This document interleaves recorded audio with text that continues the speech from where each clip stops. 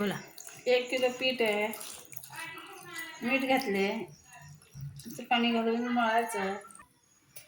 खास हे चोंग्यासाठी पीठ दळून आणलं होतं आणि त्याचं आता मी पीठ मळून ठेवले. ठेवलंय आता 10 मिनटं मुरून द्यायचं आणि मग परत चोंगे करायचे. 1 किलो गुळाचा पाक करून घे. ते पाणी गुळात पाकाला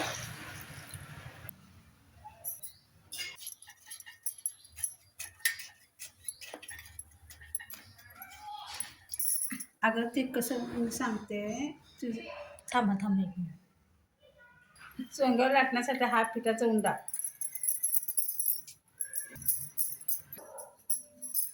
काटू नको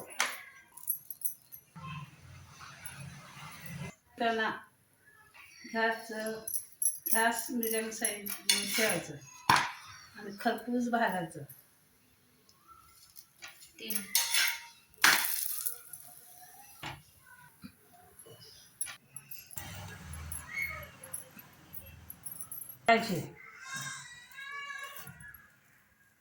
पोळते म्हणून कपड्यात पोच टाकायचा. बोटाला गरम होते ती.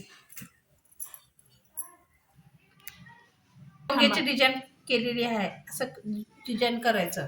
मग ड्रायफ्रूट ते घालून असं भिजवायचं. ते गुळाच्या पाकामध्ये हे सगळं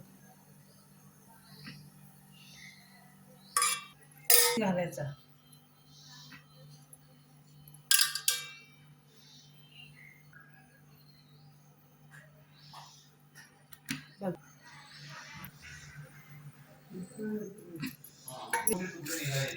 खसखस